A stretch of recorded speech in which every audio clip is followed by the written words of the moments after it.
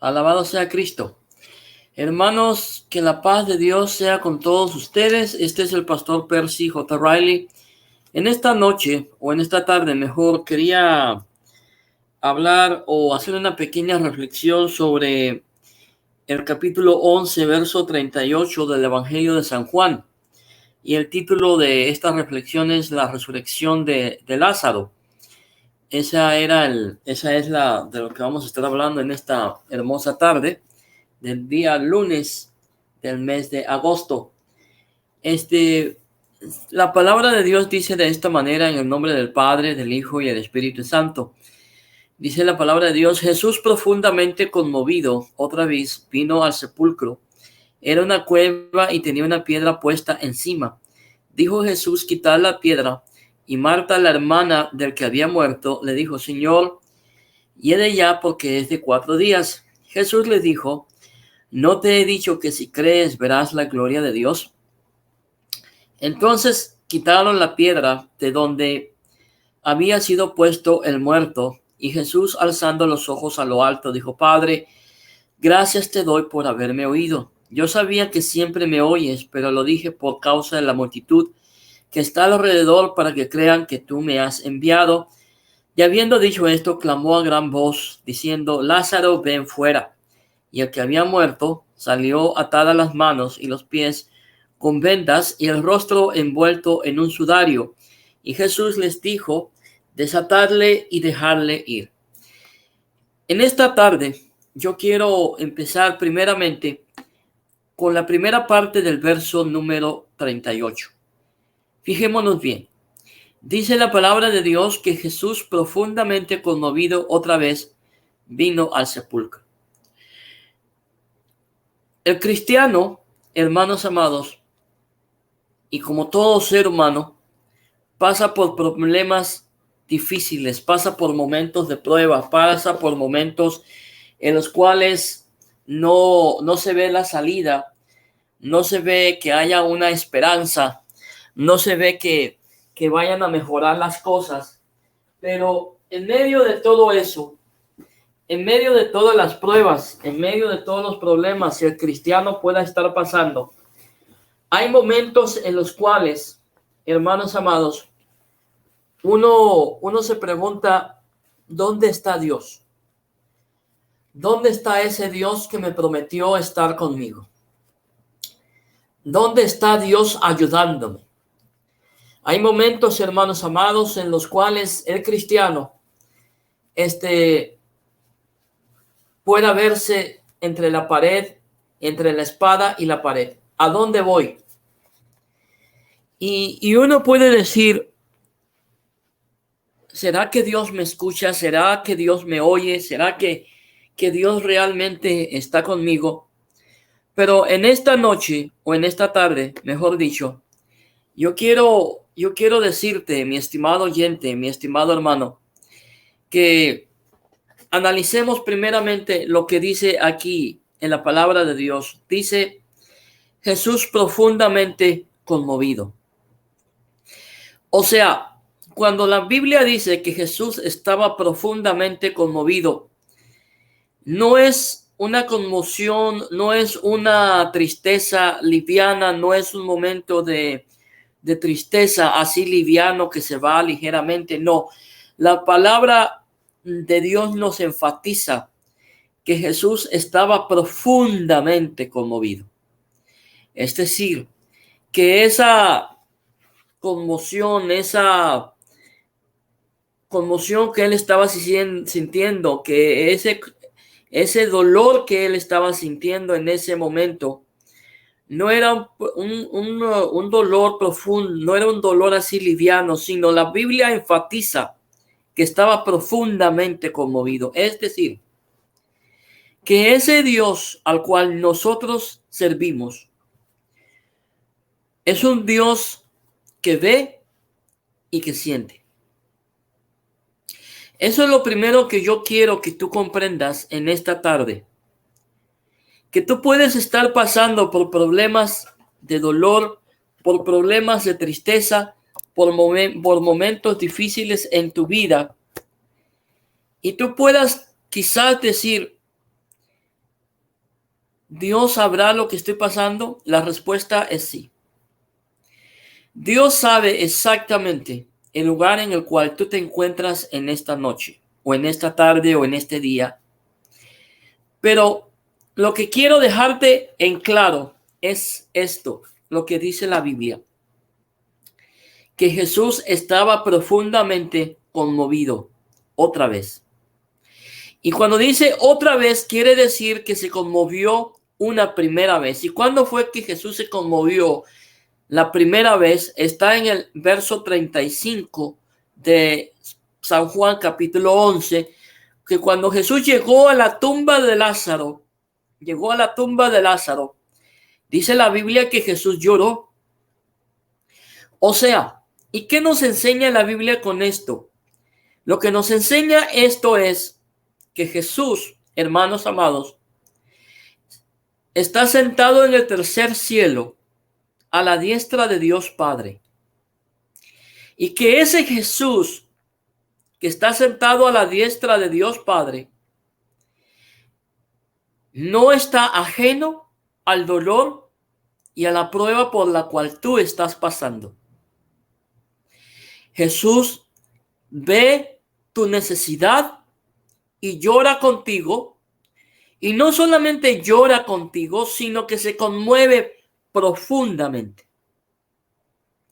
Se conmueve profundamente porque el Dios que tú y yo servimos, a Cristo, es un Dios que ama.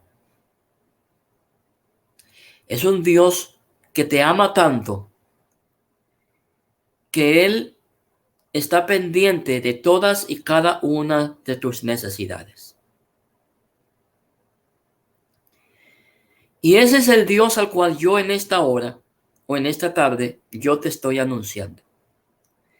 Que el Dios que yo sirvo no es un Dios que está sentado en el tercer cielo y está ajeno a las necesidades que tú puedas estar pasando. No, es un Dios que se conmueve. Es un Dios que siente. Y dice la palabra de Dios que cuando Jesús llegó a la cueva donde estaba Lázaro, había una piedra puesta encima. Pero antes de seguir con esta, donde nos encontramos en este momento, yo quiero decirte algo, porque vivimos en un tiempo cuando la gente dice, si Dios es tan bueno, si Dios conoce por lo que yo voy a pasar, ¿por qué Dios permite que la buena gente, la gente buena, pase por problemas? ¿Por qué Dios permite que hayan niños que mueran de cáncer? ¿Por qué Dios permite tanta violencia? ¿Y por qué Dios permite que gente buena sea asesinada por gente cruel, por gente malvada? ¿Por qué Dios permite tanta maldad? ¿Por qué Dios no hace algo? Bueno, para serte honesto y responder a tu pregunta, es que Dios ya lo hizo. 2000 años atrás, Jesús murió en la cruz del Calvario para salvarnos a todos del pecado.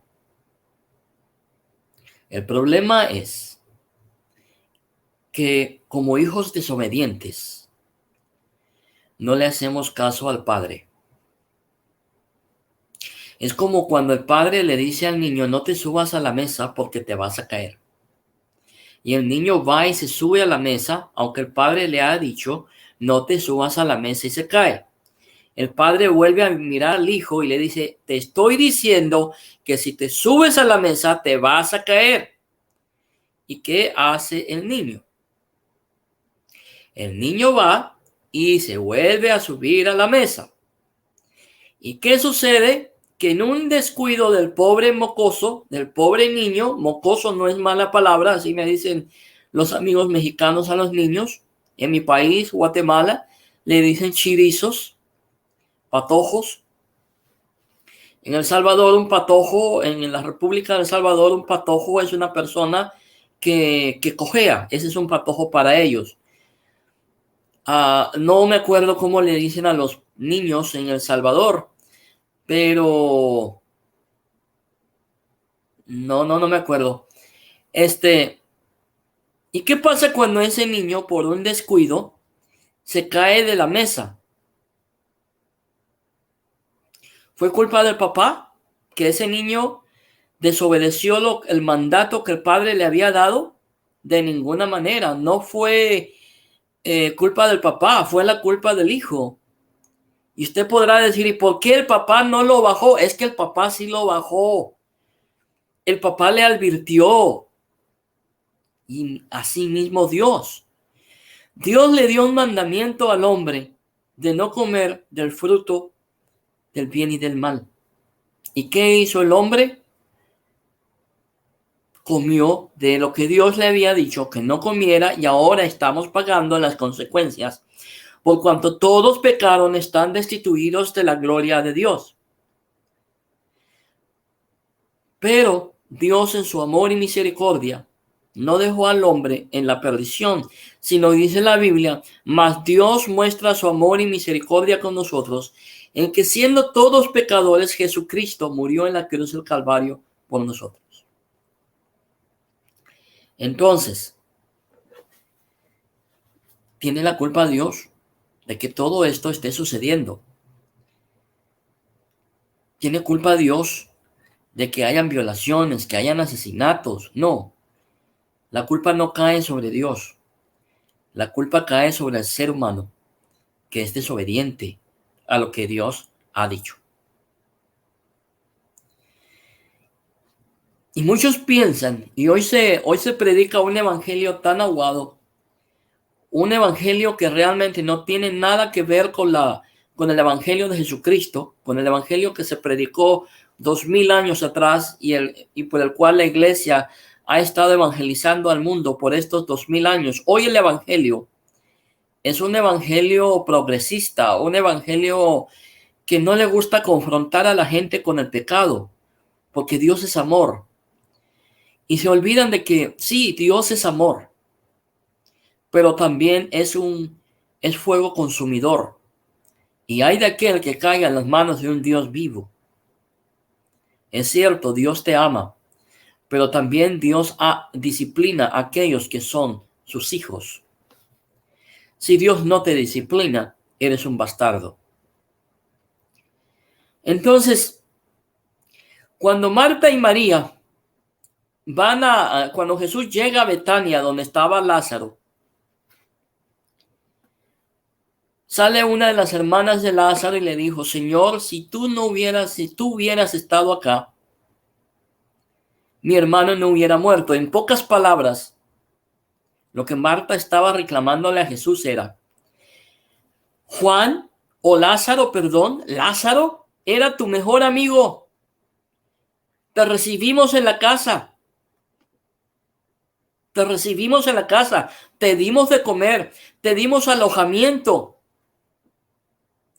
Y Lázaro te amaba y nosotros te amamos. Y aún así, Señor Jesús, o Maestro, ¿tú permitiste que Lázaro muriera? Por eso Marta, o la hermana de Lázaro, le pregunta, o le dice, mejor dicho, si tú hubieras estado aquí, Lázaro no hubiera muerto. Y esa es la queja que muchos cristianos hoy en día le hacen a Jesús. Yo te he servido por tantos años. He sido fiel con mis diezmos, con mis ofrendas. Y he estado en la iglesia todos los servicios. ¿Y cómo tú, Señor, permites que ahora mi padre se enferme y yo te pedí que lo sanaras y él se murió? ¿Cómo tú, Señor, permitiste que mi hijo se muriera Cuando tu palabra dice, Señor, que todo lo que yo te pidiera a ti, tú me lo darías a mí. Y yo te pedí porque por la sanidad de mi hijo. Y él se murió.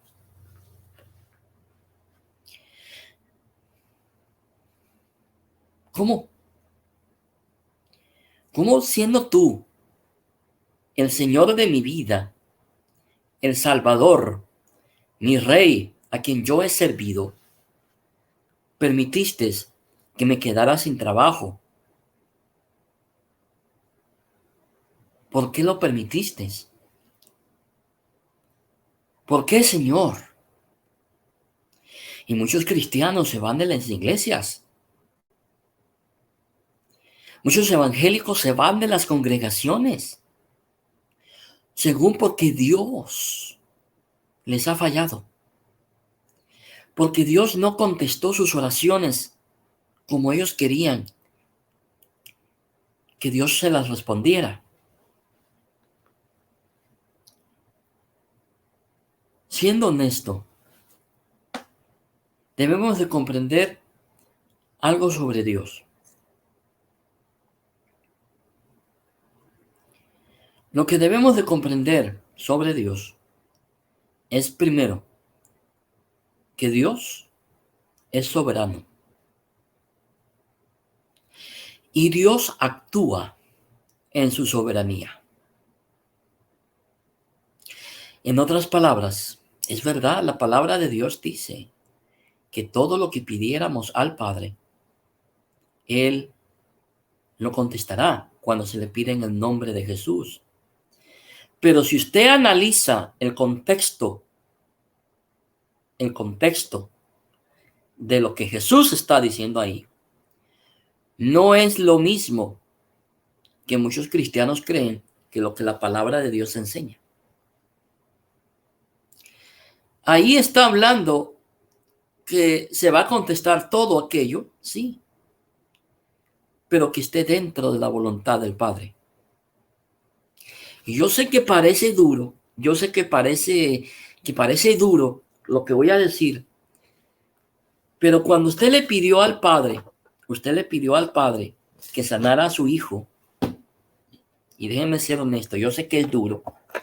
Yo tuve un hermano que murió a los 16 años de cáncer, un joven, un niño, y toda la familia le pidió a Dios que lo sanara. Yo le pedí a Dios, Señor, sana a mi hermano. Sánalo, Señor, tú tienes el poder para sanarlo. Tu palabra dice que por tus llagas hemos sido sanados. Pero ese verso, que hemos sido sanados por la llaga de Cristo, no está hablando de las enfermedades físicas. Y mucha gente lo cita fuera de contexto. Cuando la Biblia dice que por su llaga hemos sido sanados, se está refiriendo no a las enfermedades como la gripe, la tos, el SIDA, el cáncer o todo otro tipo de enfermedades. Está hablando del pecado. Porque para Dios, la enfermedad o el pecado, para Dios, el pecado es una enfermedad. Y usted me preguntaba, pastor, entonces usted no cree que Dios sane. Yo, sí, yo creo que Dios sana. Yo creo que Dios puede sanar a una persona con cáncer y la puede sanar. Yo conozco a un señor, a un escritor colombiano, se llama Álvaro de Jesús, es un escritor colombiano, usted lo puede buscar en Facebook. Es un escritor colombiano y él tenía cáncer en el estómago. Ninguna esperanza de vida. ¿Y adivine qué? Dios lo sanó de cáncer. Y hasta este día, ese hombre sigue vivo, sigue escribiendo, sigue viajando, está en el canal de YouTube, también tiene un canal de YouTube, el cual se lo recomiendo, Álvaro de Jesús. Y ahí está el hombre, sano. Mi pregunta es, ¿por qué Dios lo sanó a él y no sanó a mi hermano? Porque como yo les dije, Dios no tiene que sanar a nadie. Él escoge. Y en su soberana voluntad, Él sana a quien Él quiera. Y otra cosita más. A todos esos hermanos que dicen, hermano, pero Dios no sanó a su hermano de 16 años y dejó que se muriera. Dejó que se muriera. Dios no lo sanó, pero sanó a ese escritor colombiano. Sí, sí lo sanó. ¿Y por qué usted no se rebeló en contra de Dios? Porque yo reconozco que Dios tiene su soberanía y Dios es soberano. ¿Y a usted quién le dice? ¿A usted quién le dice que Dios no contestó mi oración de sanidad para mi hermano? La cuestión es que Dios sí sanó a mi hermano de 16 años que murió de cáncer. Ahora, la respuesta de Dios no era la que yo esperaba. La respuesta que Dios me dio a mí fue totalmente distinta a lo que yo, Percy J. Riley, hubiera querido. Yo hubiera querido que Dios sanara a mi hermano físicamente y que estuviera con nosotros ahora, sí, que hubiera conocido a sus sobrinas y que hubiera conocido a todos los demás sobrinos que han nacido en la familia. Para mí hubiera sido perfecto, pero Dios escogió llevárselo. Y eso no quiere decir que Dios no me contestó. Dios sí me contestó, pero no como yo hubiera querido. Dios contestó conforme a su voluntad. El problema con muchos cristianos, como con Marta, la hermana de Lázaro, es que Dios no le contestó como ella quería. Hermano, Dios, ay, bueno, espérame, mejor así. Dios no contesta caprichos, Dios contesta de acuerdo a la voluntad, el propósito y el deseo de su corazón. ¿Sí me entiende? Y dice la Biblia, ya volviendo al texto bíblico, que cuando Jesús se paró enfrente de la cueva, había una piedra puesta encima. Y esa piedra no permitía que nadie entrara a ver al muerto. Era una piedra grande. ¿Sí? Y dijo Jesús, quitar la piedra. Dijo Jesús, quitar la piedra. Vamos a hablar algunas cositas muy importantes. Primero,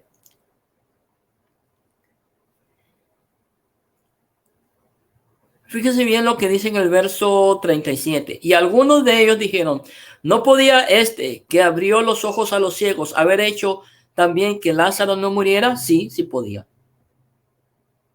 Déjeme decirle algo sumamente importante. Las circunstancias de tu problema, los problemas por los cuales tú estás pasando en esta noche, en este día o en esta mañana, no manipulan, no gobiernan y no estorban la voluntad de Dios en tu vida. Tampoco detienen el poder de Dios en tu vida. O sea que los problemas que tú tienes, mi estimado oyente, mi estimado hermano, los problemas que tú tienes no afectan a Dios para Dios proveer en tu necesidad. Tú puedes estar pasando en este momento por una crisis económica, pero no te has muerto de hambre. Tú puedes estar pasando por un tiempo en el cual no consigues trabajo, pero hasta ahorita no te has muerto de hambre, ni tu familia ha pasado hambre. Porque Dios, en medio de la prueba, ha provisto para que tu familia coma, para que haya un techo en tu casa. Estoy hablando a los cristianos, estoy hablando a los que creemos en Dios. Estoy hablando a aquellos que han puesto su confianza en Dios. Fijémonos que cuando David pasó por los problemas, David dijo algo y dijo esto: ¿de dónde vendrá mi socorro?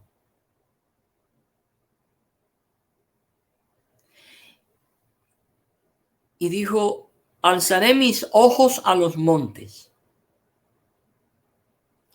Pero en ese momento David reaccionó y se dio cuenta de algo sumamente importante: que su socorro, que su ayuda no viene de los montes.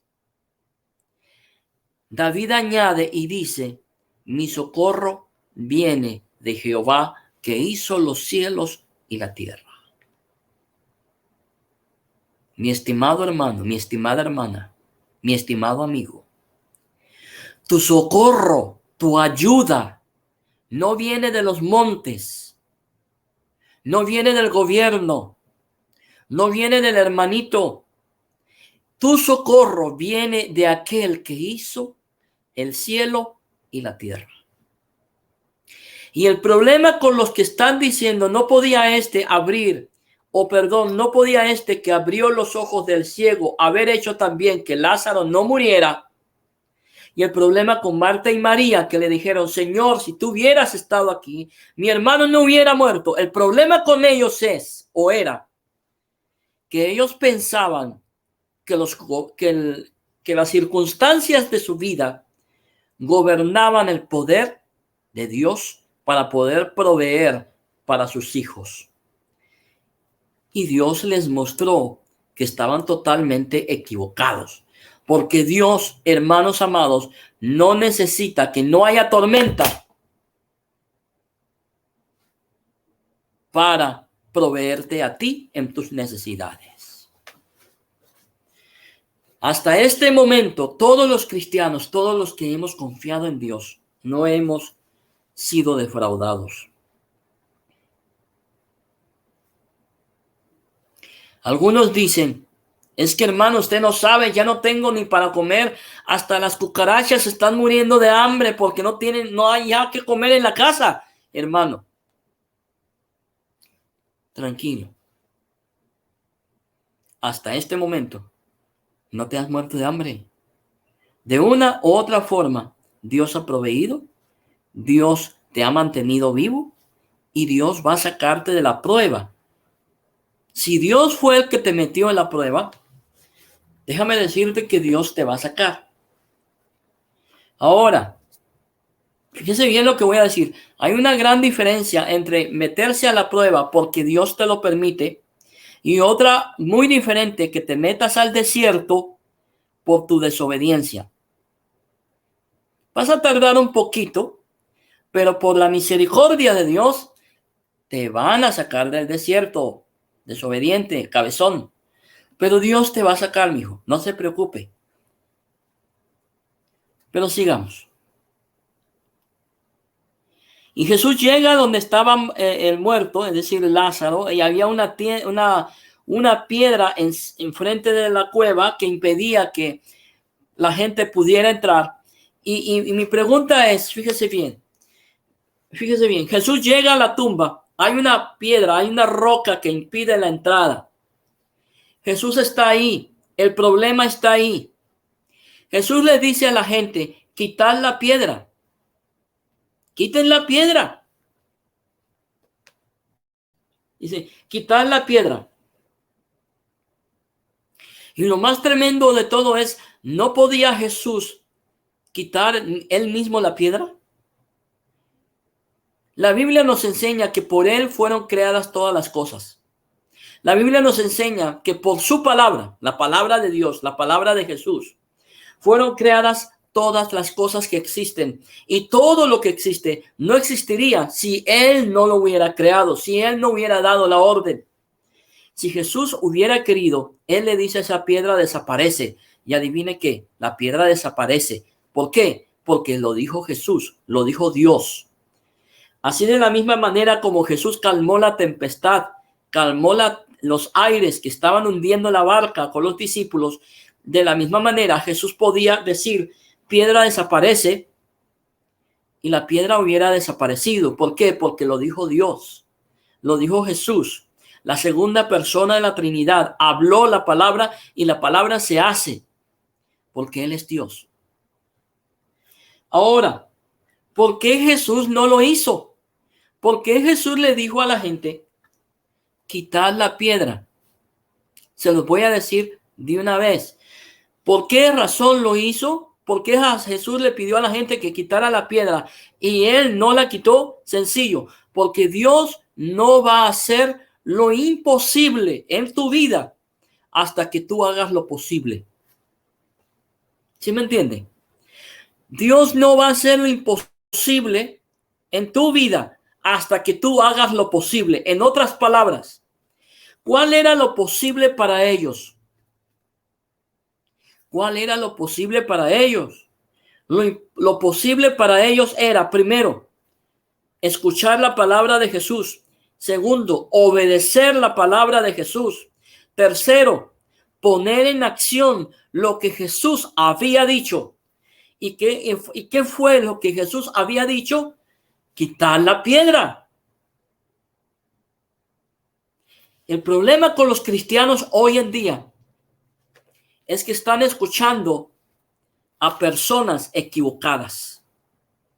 Están escuchando a pastores equivocados, están escuchando a evangelistas equivocados y no están escuchando la palabra de Dios. No están leyendo la palabra de Dios. Jesús dijo quitar la piedra. Cuando ellos escucharon la voz de Jesús y obedecieron, se sometieron a la palabra de Jesús y la pusieron en acción, adivine qué pasó, papacito lindo. Adivine qué pasó, mi amor. Le voy a decir lo que pasó. Marta, la hermana del que había muerto, le dijo, Señor, llegue ya porque es de 4 días. Sí, ellos ya iban a quitar la piedra, pero la hermanita, la creyente, la aleluya, la evangélica, la pentecostal, la bautista, presbiteriana, lo que usted quiera, le dijo a Jesús, Señor, llegue ya. En otras palabras, cuando tú estás decidido a hacer la voluntad de Dios en tu vida, a obedecer la palabra de Dios en tu vida, a someterte a la voluntad de Dios en la vida, siempre van a haber cristianos bomberos. Y usted me va a preguntar, cristianos bomberos, ¿qué es un cristiano bombero? Un cristiano bombero es aquel que le apaga el fuego a cualquier agente, a cualquier persona. En otras palabras, los cristianos bomberos son aquellos que cuando tú les dices, vamos a servir a Dios, hermano, vamos a evangelizar, vamos a hacer grandes cosas por Dios, son aquellos que te desaniman. Marta era una cristiana bombera, una cristiana apagafuegos. Y de esos cristianos hay un montón en las iglesias. Pero fíjense en la actitud de Jesús. Fijémonos en la actitud de Jesús. Marta le dice, Señor, ¿cómo vas a hacer eso? ¿Para qué vamos a quitar la piedra? Ya apesta, tiene 4 días de muerto, ya se fue, ya. Pero fijémonos en la actitud de Jesús. Jesús le dijo, no te he dicho que si crees, verás la gloria de Dios. Impactante. Fíjese bien.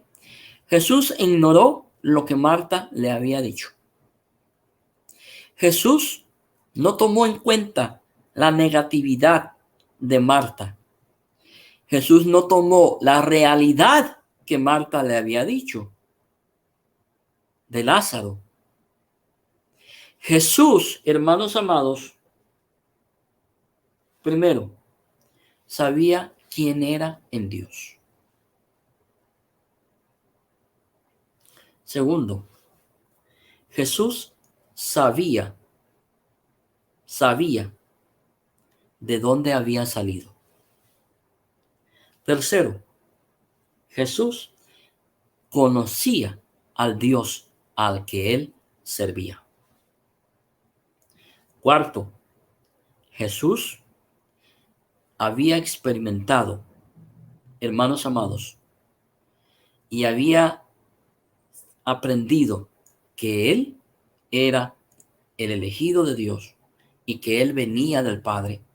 Y usted me va a preguntar, y usted dice, pastor, que Él llegó a aprender, ¿sí? Porque de niño, yo no creo que de niño Él tuvo un desarrollo normal de niño y Él fue recibiendo la revelación. Es mi idea personal, ¿ok? Es lo que yo pienso, lo que yo considero. Jesús, dice la Biblia, que fue creciendo en estatura y en gracia delante de Dios y de los hombres. Y la Biblia dice que Él es nuestro sumo sacerdote, el cual puede apiadarse de nuestras necesidades. Jesús conoce nuestras necesidades, conoce nuestro ser, conoce cómo es el ser humano. Eso me indica a mí que Él fue aprendiendo y hermanos amados, fue desarrollándose como una persona normal. Él tuvo una vida normal, él comió, él fue al baño, él se bañó. ¿Sí me entiende? De todo, un ser humano. Pero él sabía quién era en Dios. Y mi pregunta es, cristiano evangélico, cristiano católico, ortodoxo, lo que tú seas, ¿sabes tú quién eres en Cristo? ¿Sabes quién eres en Dios? ¿Conoces a Dios? ¿Has visto lo que Dios ha hecho o puede hacer a través de tu vida? Jesús sí sabía quién era en el Padre. Sabía quién lo había enviado. El problema era Marta, y ahorita lo vamos a ver. Dice, no te he dicho que si creyeres verás la gloria de Dios. Entonces, dice la Biblia, quitaron la piedra de donde había sido puesto el muerto. Yo quiero decir algo antes de finalizar. Marta,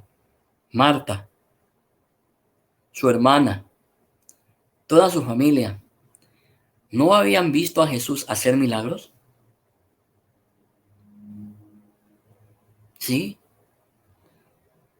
¿No habían visto a Jesús sanar al paralítico, dar vista al ciego, hacer oír al sordo, hacer hablar al mudo? ¿No habían visto a Jesús expulsar demonios? Entonces, ¿por qué Marta dudó de Jesús si había visto a Jesús hacer todos esos milagros? Y aparte, estoy seguro que los discípulos le dijeron a Marta y a su hermana que Jesús había caminado sobre el agua. Y que aparte de eso, Pedro caminó también por el agua cuando Jesús se lo ordenó y le dijo que estaba bien que viniera. Marta no sabía también que había dado de comer a 5,000 personas y a 4,000 personas en 2 ocasiones diferentes. Si Marta sabía y había sido testigo de los milagros de Jesús, ¿por qué Marta duda de Jesús y le dice, Señor, si tú hubieras estado aquí, mi hermano no hubiera muerto? ¿Por qué Marta le dice a Jesús, Señor, tiene 4 días de muerto ya? ¿Por qué Marta hace eso si el que está a su lado, había hecho todos esos milagros? Les voy a decir esto, porque hasta que tú no experimentes el poder de Dios en tu vida, no sabrás lo que Dios puede hacer a través de ti. En pocas palabras, Marta había visto hacer muchas cosas a Jesús en otras personas, pero ella todavía no había tenido una experiencia genuina, una experiencia personal con el alfa y omega, con el principio y el fin, con el verbo de Dios, con la segunda persona en la Trinidad. Hasta que Cristo no sea real en tu vida, mi estimado hermano, tú no vas a saber lo que Dios es capaz en medio de tus problemas. ¿Sí me entienden? O sea, ¿por qué mi hermano se murió? Él está en un mejor lugar ahorita que yo. Él murió en Cristo.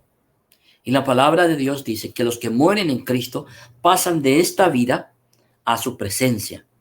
Y ustedes creen que si Él pudiera venir, Él cambiaría el lugar donde Él se encuentra a donde yo estoy ahorita. No lo creo. Es 1000 veces estar en la presencia de Dios que estar en este mundo. Así que, ¿fue contestada mi oración? Sí.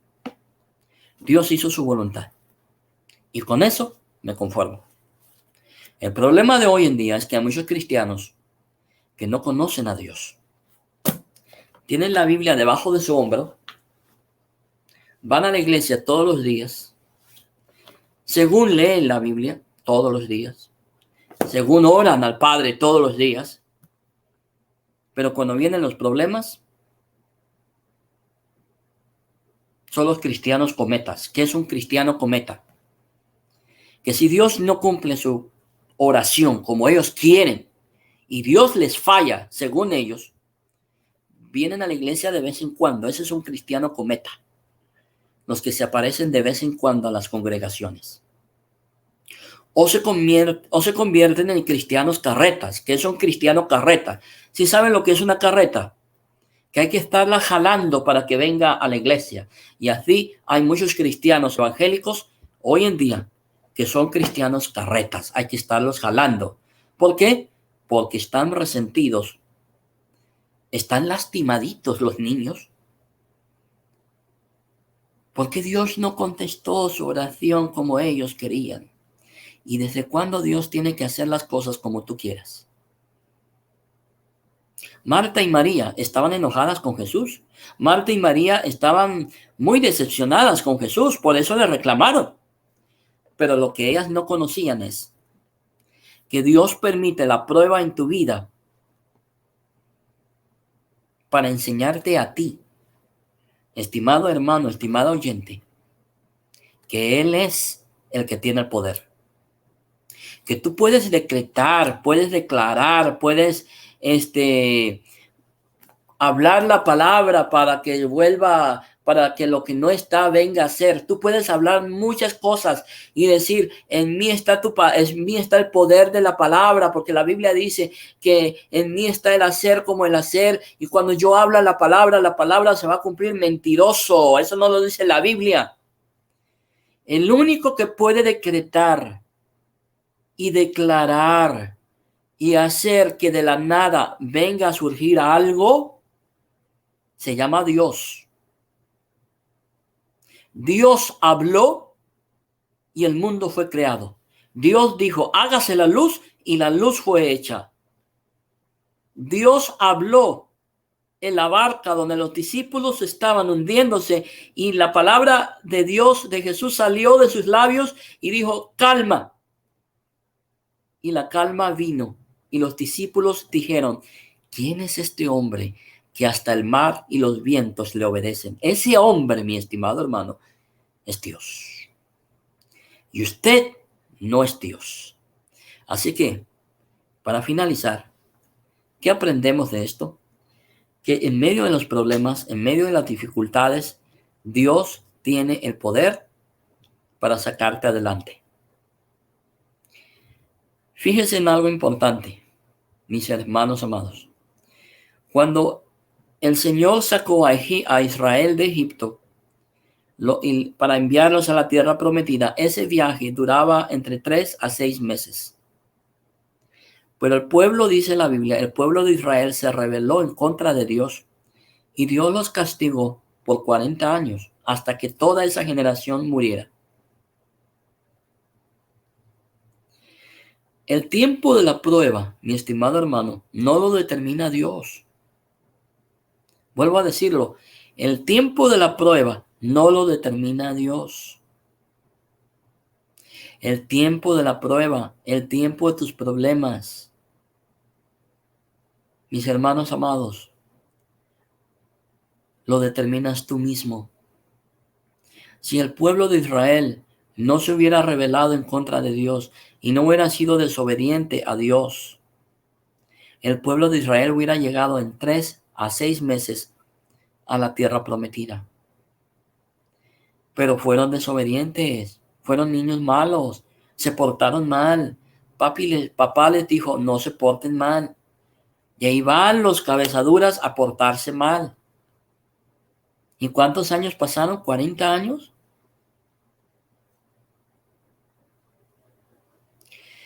Muchas veces los cristianos, mis hermanos amados, pasan por pruebas, pasan por situaciones duras, no porque a Dios le guste meterte a pruebas, sino para Dios sacar lo mejor que hay en ti. Y fíjese bien, cuando Dios mira un corazón contrito y humillado y arrepentido a su presencia, Dios levanta a ese humilde y Dios escucha la oración del humilde. El problema es que hay mucho cristiano soberbio, arrogante, prepotente, que piensan que pueden gobernar y decirle a Dios cómo hacer las cosas. ¿Sabe cuál es la mejor manera? Yo sé que la Biblia no enseña la posición en la cual tú debes de orar a Dios. Pero en mi opinión personal, la mejor posición que tú puedes orar a Dios es postrado, con tu cabeza, con tu cara, besando el piso ante Dios. Pero yo soy un hijo de rey. ¿Eres un hijo de rey? Literalmente eres hijo de un rey. ¿Cuál es la actitud que Dios acepta? Mi pregunta es, la actitud que Dios acepta es la actitud de un corazón contrito y humillado, un corazón arrepentido, un corazón que se siente indigno de la presencia de Dios. Y déjenme dar este ejemplo, y yo sé que a algunos les va a molestar que dé el ejemplo de la Virgen María, cuando recibió la anunciación del ángel, que Dios le daba a ella el privilegio de ser la madre de Jesús. Jesús sabía que María iba a ser su madre, pero fíjese bien, ¿cuál fue la actitud de María? De saber que iba a ser la madre del rey del universo. María le contesta al ángel y le dice, he aquí a la sierva del Señor, hágase en mí conforme tu palabra. La que podía llamarse reina, se llamó esclava. Y ahora hay tanto soberbio, hijo de Dios,